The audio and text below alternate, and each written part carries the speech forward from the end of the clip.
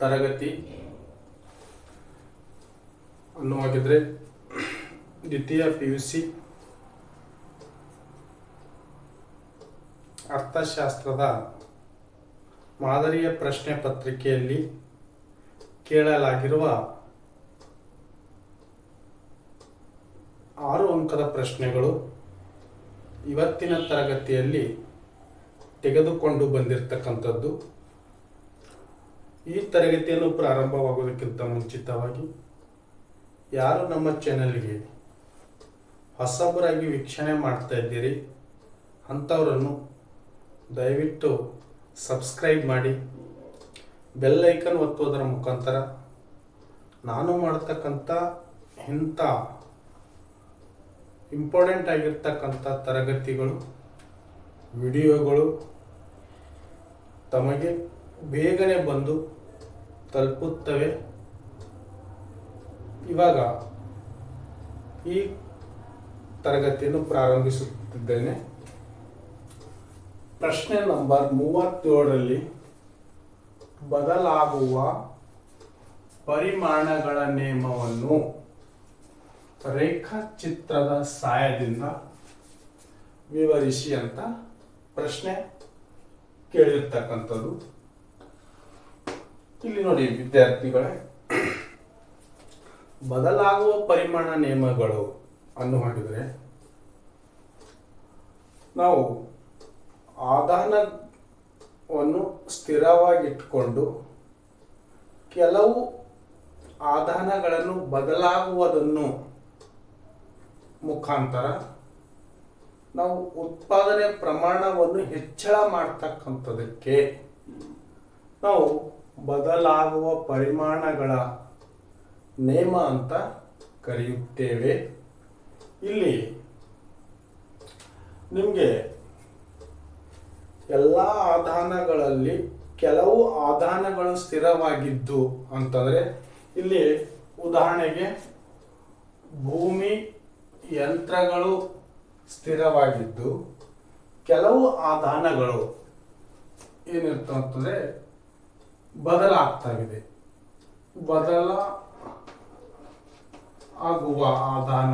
ಬದಲಾಗುವ ಆಧಾನಗಳು ಅಂತಂದ್ರೆ ಇಲ್ಲಿ ಉದಾಹರಣೆಗೆ ಕಾರ್ಮಿಕರು. ಹೀಗೆ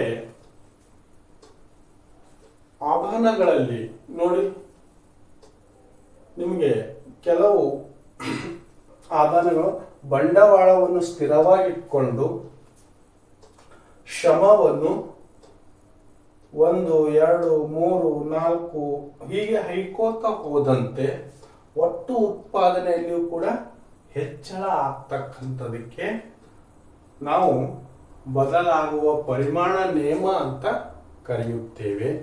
ಇದನ್ನು ತಮಗೆ ಒಂದು ಕೋಷ್ಟಕದ ಮುಖಾಂತರ ಅಂತಂದ್ರೆ ಬದಲಾಗುವ ಪರಿಮಾಣಗಳ ನಿಯಮ ಕೋಷ್ಟಕದ ಮುಖಾಂತರ ಹೇಳ್ತಕ್ಕಂಥದ್ದು.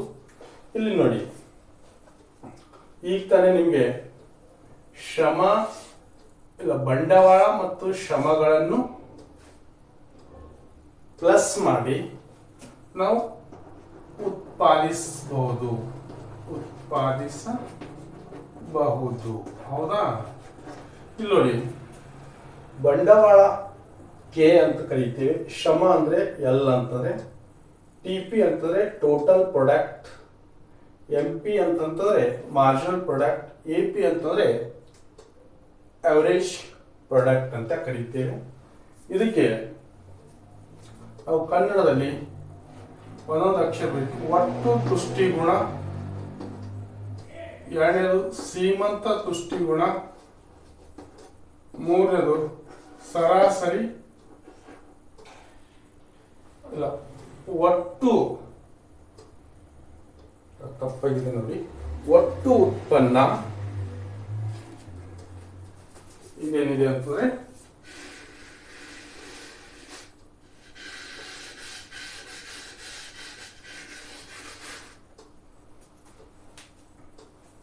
ಒಟ್ಟು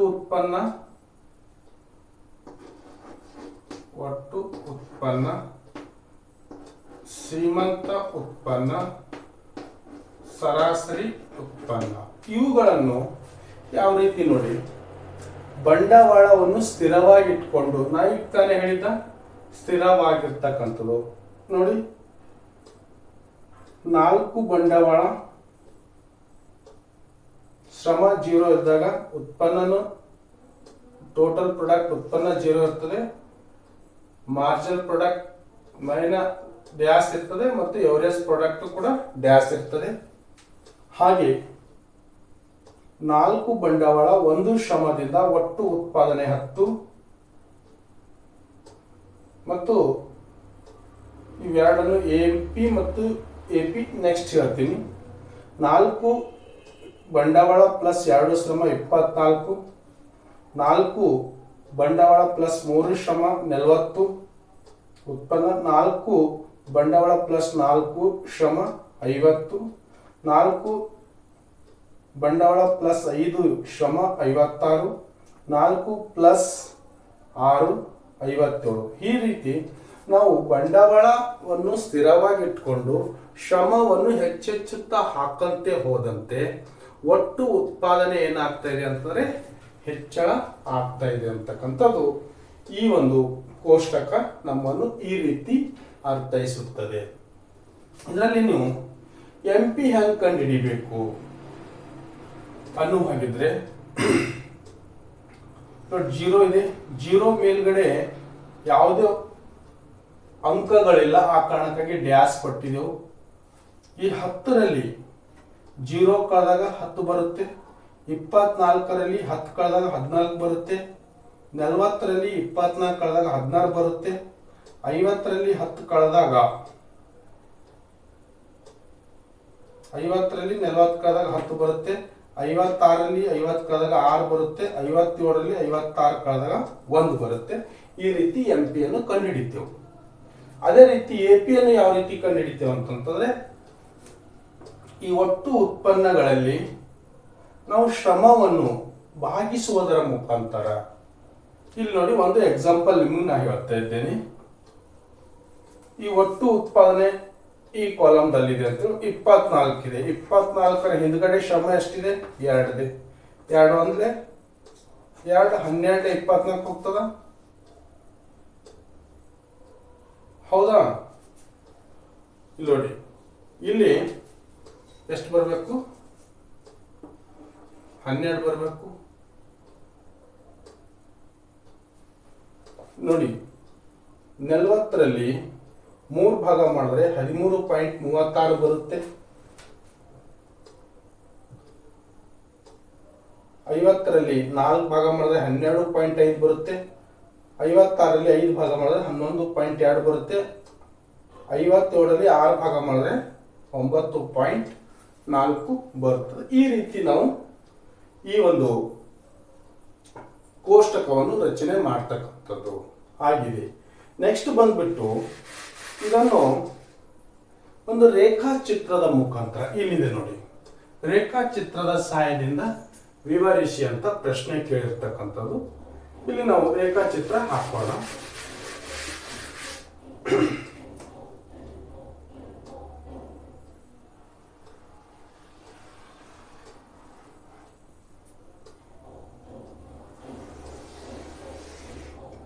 ಓಕೆನಾ? ಈ OYದಲ್ಲಿ ಏನು ಹೇಳ್ತಾ ಇದ್ದೇವೆ ಅಂತಂದ್ರೆ, ನಾವು ಒಟ್ಟು ಉತ್ಪನ್ನವನ್ನು ಅಳಿತಾ ಇದ್ದೇವೆ.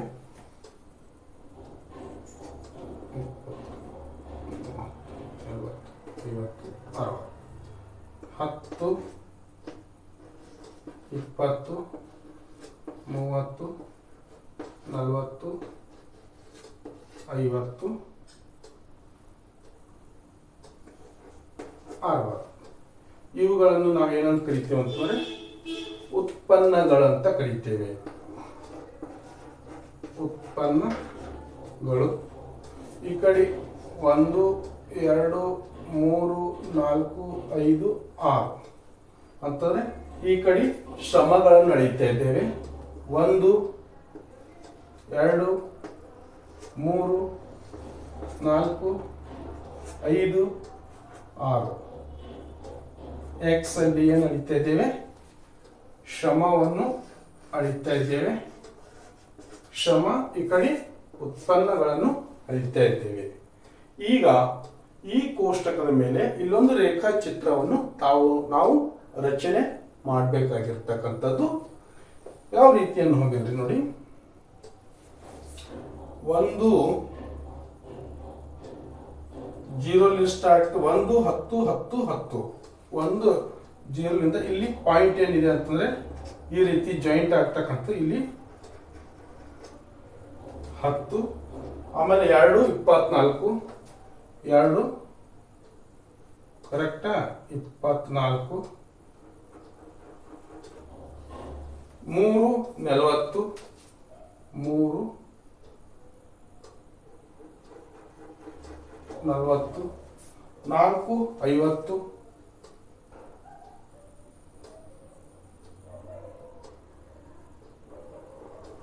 5 56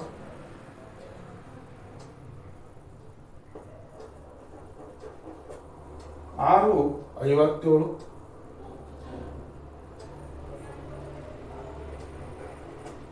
ಹೌದಾ? ಇದನ್ನು ನೋಡಿ,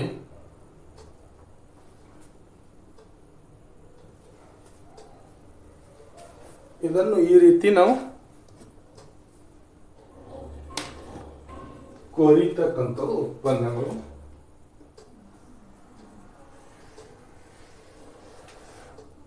ಹೌದಾ? ಈಗ ಟಿ ಪಿ ಅನ್ನು ಕಂಡಿದ್ದೇವೆ. ಇದು ಟಿ ಪಿ ಅಂತಂದ್ರೆ ಇಲ್ಲಿ ಬರೀತೀವಿ ನೋಡಿ, TPL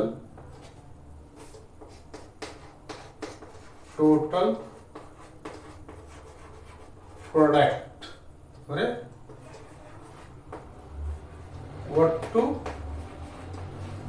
ಉತ್ಪನ್ನ. ಈಗ ನಾವು MPL ಮತ್ತು APL ಕಂಡಿಡೋಣ. ಇವು ಎರಡು ಕೂಡ 10 ಪಾಯಿಂಟ್ ಇಲ್ಲಿದೆ. ಆಮೇಲೆ ಎರಡನೇದರಲ್ಲಿ 14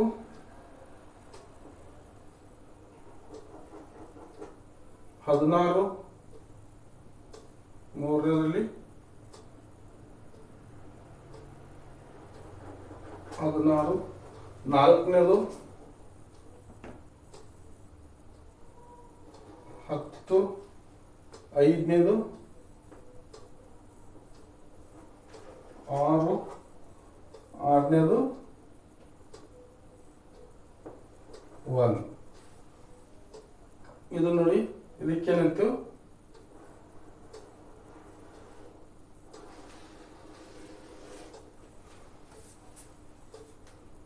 MPL. ಈಗ APL 12 13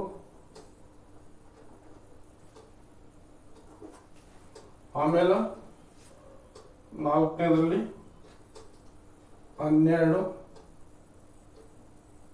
11 9.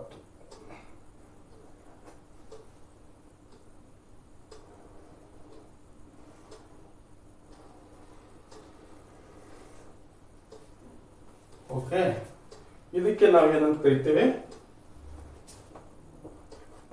APL MPL.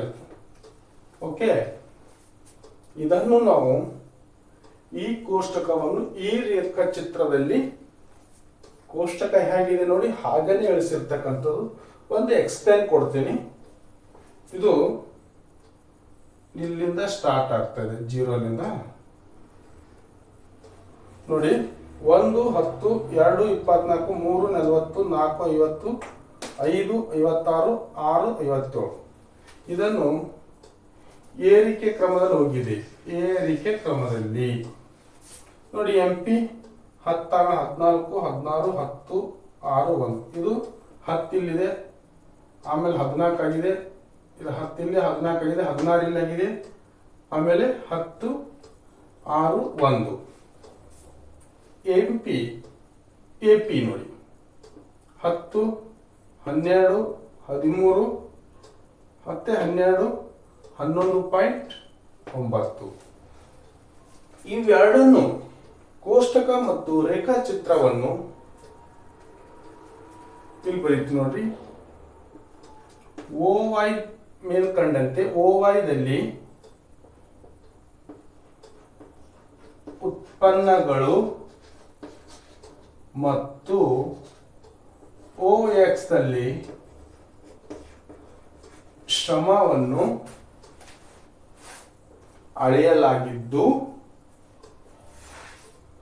ಇಲ್ಲಿ TP ಟೋಟಲ್ ಪ್ರಾಡಕ್ಟ್ ಬಂಡವಾಳ ಸ್ಥಿರವಾಗಿ ಇಟ್ಕೊಂಡು ಶ್ರಮ ಒಂದು ಪ್ಲಸ್ ಮಾಡ್ಕೋತಾ ಹೋದಂತೆ ಇಲ್ಲಿ ಒಟ್ಟು ಉತ್ಪಾದನೆ ಏನಾಗಿದೆ ಅಂತಂತಂದ್ರೆ ಏರಿಕೆಯಾಗಿದೆ. ಹಾಗೂ MPL ಮತ್ತು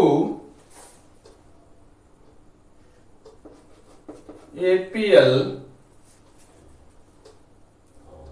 ಕ್ರಮವಾಗಿ 14 ಮತ್ತು 12 ಹೆಚ್ಚಳವಾಗುವುದು ಅಥವಾ ಏರಿಕೆಯಾಗಿದ್ದು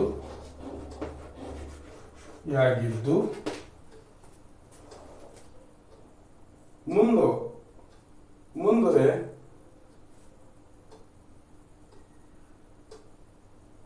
ಅಂದ್ರೆ ಎಲ್ಲಿವರೆಗೂ ಹೆಚ್ಚಳವಾಗಿದೆ ಅಂತಂದ್ರೆ 4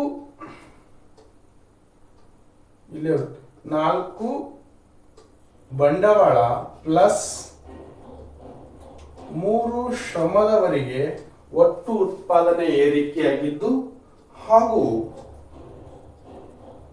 MPL ಮತ್ತು APL ಕೂಡ ಏನಾಗಿದೆ ಅಂತಂದ್ರೆ ಇಲ್ಲಿ ಏರಿಕೆ ಆಗಿರ್ತಕ್ಕಂಥದ್ದು. 4ನೇ ಉತ್ಪಾದನೆಯಿಂದ ಅಂದ್ರೆ 4ನೇ TP 4, 5 ಹಾಗೂ 6 ಉತ್ಪಾದನೆಯಲ್ಲಿ ಉತ್ಪನ್ನದಲ್ಲಿ ಮಂದಗತಿಯಾಗಿದ್ದು,